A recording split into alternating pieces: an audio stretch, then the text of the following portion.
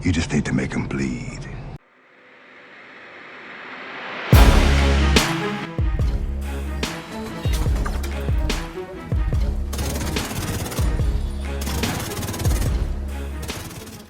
What's up, my fellow Division 2 agents? Welcome back to the channel. It's D Werewolf Gaming back with another build video.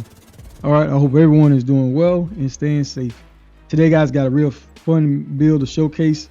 And in this video, I am using the modifiers, and I believe the modifiers do make this build a lot more fun to use. But, you know, ultimately, you don't have to use it if you don't want to.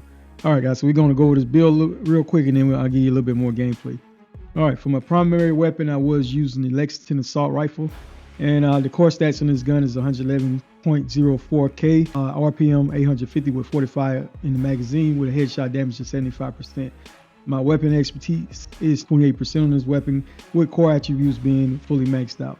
Alright, the talent I do have on this gun, guys, is Sadist, and this basically amplifies weapon damage by 30% to bleeding enemies. And after 4 kills, it automatically applies bleed to the next enemy that you hit. The mods I do have on it are critical hit chance plus 15 rounds with critical hit chance and another 10% critical hit damage mod. Alright, your sidearm don't really matter. I was going back and forth, you will see in the gameplay. But the Ouroboros, I was using this a little bit as well. This gun is amazing, guys. It's fully maxed out. You do get this from the Paradise Incursion, but the talent is what really makes this gun special. But like I said, it really don't matter. You can use whichever secondary weapon you prefer. At one point in the Scorpio shotgun would have been amazing as well, because this is a status effect build. And this other gun I was using a good bit, you will see when I finish give you a little bit more gameplay, is the M1928. And this gun comes with a high base damage. As you can see right there, it's not 166.24k, but just make sure, guys, that you do put the talent on it, the Sadist as well, so that way you're taking full benefit of using bleed builds. All right, your sidearm didn't really matter. All right, guys, and I did go with the ongoing directive set because this gear piece, this set is amazing, guys. 2 pieces gives you plus 15% status effects. 3 pieces gives you plus 30% reload speed, and we have on all 4 pieces you get the rules of engagement. Basically, shooting a status effect, the enemy will apply a mark. Guys, just make sure you kill that marked enemy, and that's how you will get the hollow point rounds. But killing the marked enemy grants a full clip of hollow point ammo for your active weapon and a half clip of the agent's active weapon to the rest of the party. This mark lasts for 10 seconds. Hollow point ammo basically amplifies weapon damage by 20% and applies bleed on hit. Alright, the core attributes on this mask, guys, do have 170k armor, with the attributes going for critical hit chance and critical hit damage, going for as much critical hit chance and critical hit damage as I can on this build. Alright, I do have the Ridge Race Pride on, and basically, guys, this is a chest piece. This is great because it helps you keep that bleed up constantly. But as you can see, the core attributes on it are 15% weapon damage, with the middle attributes being all critical hit chance or critical hit damage. The talent on this chest piece is what really makes it stand out, and the talent is called Bleeding Edge. Alright, so basically shooting enemies within 15 meters applies bleed to the target. And based on the amount of enemies in front of you, guys, you will repair your armor 3 to 48% per second for every enemy that is bleeding within 15 meters. The repair strength is based on the number of enemies that are bleeding. So, like I said, guys, but for this build, I wasn't really worrying about the repair strength per se. I was just really worrying about just applying the bleed. That was the main goal in this build, guys. Wasn't really worrying about that repair strength at all.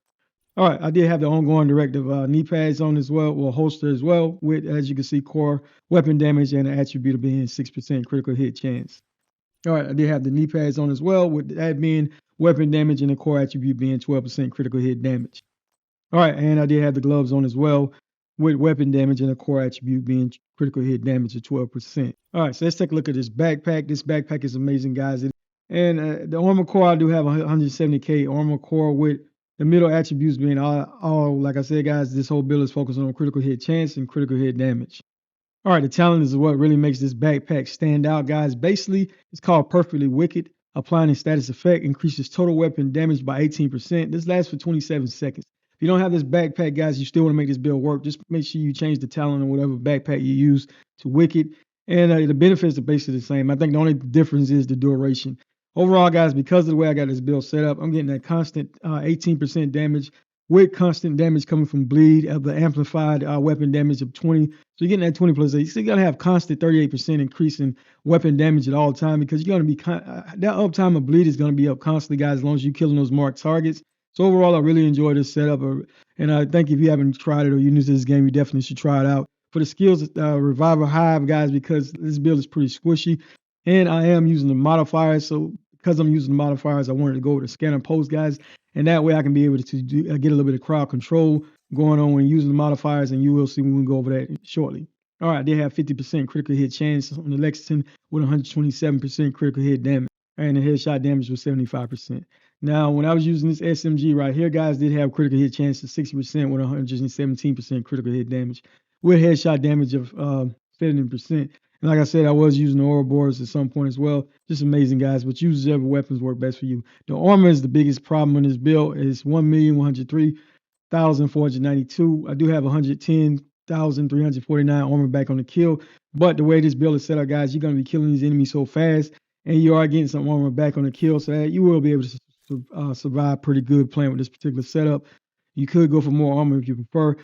And I like using the overdrive a lot, guys, because basically what it does is it instantly maxes out your roll momentum, and the bonuses you get are 30% weapon damage, 30% skill damage, 30% increased rate of fire, and unlimited ammo. The penalty, though, is whenever it ends, your momentum gains are reduced by 70% for 150 seconds. Now, these passive modifications will help that out. They have critical recovery, which restore 0.5% of your armor.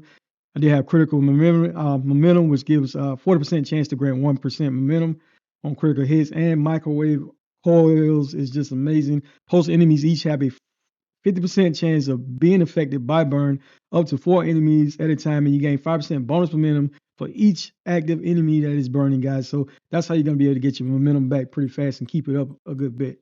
All right, so let's take a look at my weapon specialization. As many of you know, guys, I did comment on getting that 10% armor back on the kill, and the gunner specialization is good for that.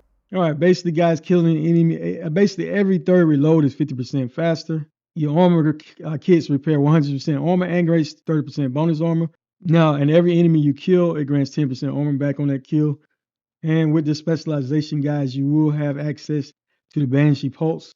And what it does is the Banshee launches a forward arc of pulse energy that disorients enemies caught in a wave, and it also penetrates through cover as well. Now, one last thing is just remember to equip the correct weapon that you're using, element. That way you get your bonus in weapon damage of 15% at all times.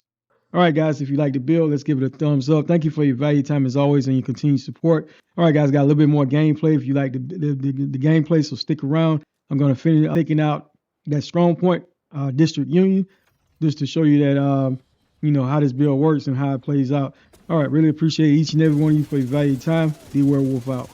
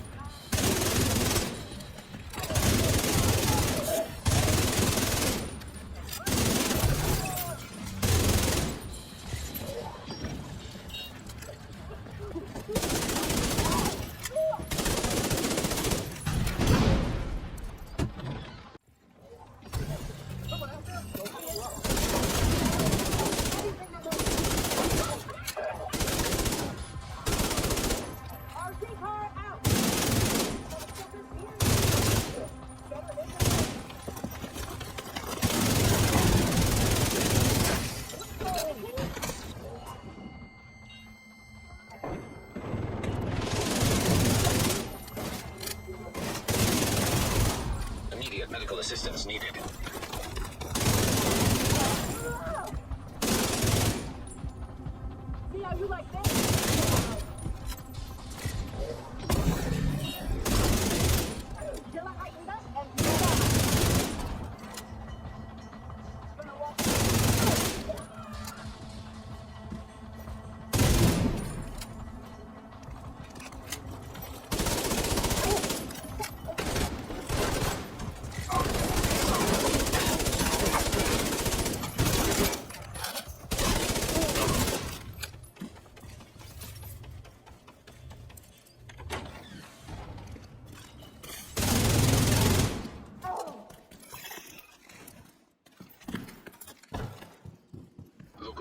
offline. Circuit breaker detected.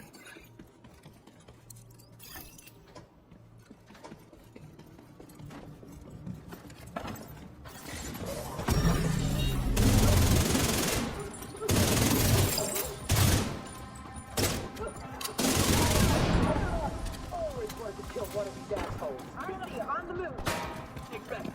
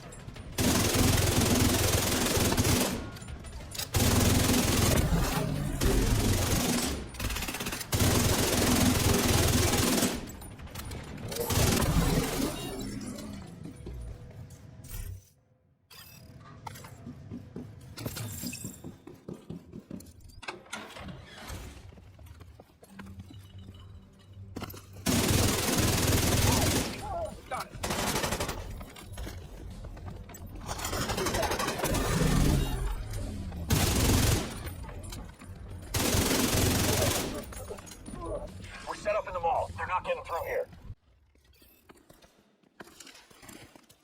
That's benefit to your rep.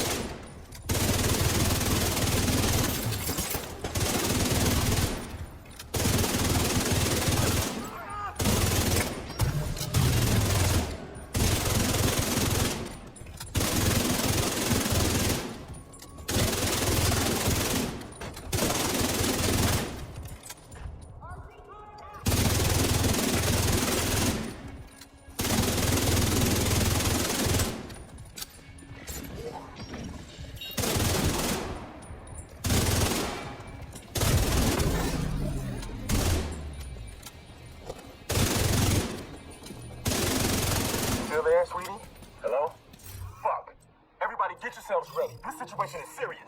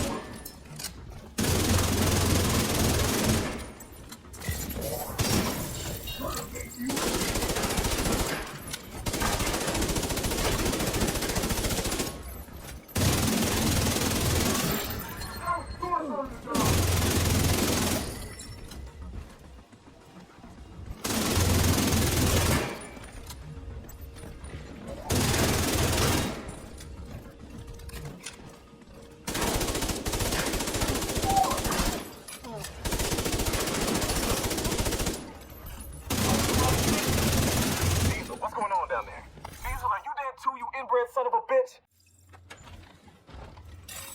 Airborne toxins at unsafe levels. filters failing.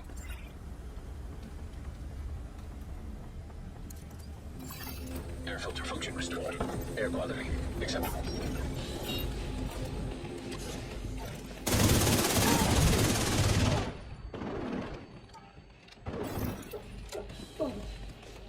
Listen up.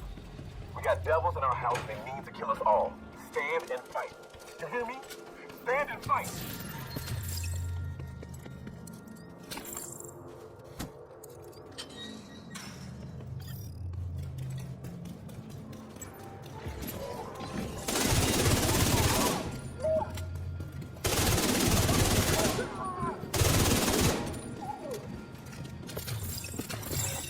Airborne toxins at unsafe levels.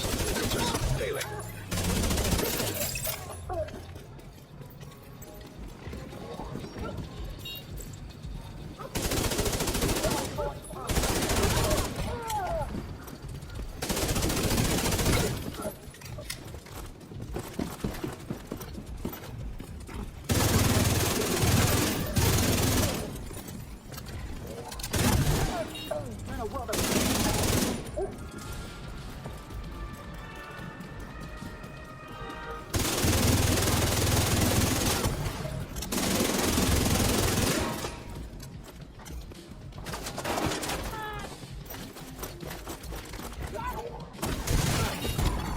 Serious trauma detected.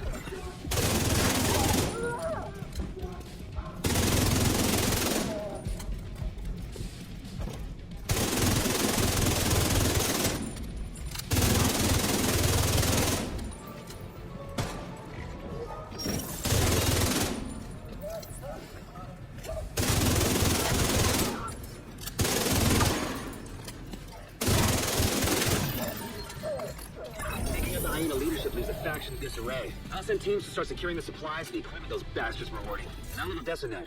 The theater settlement will be able to rest a little easier now.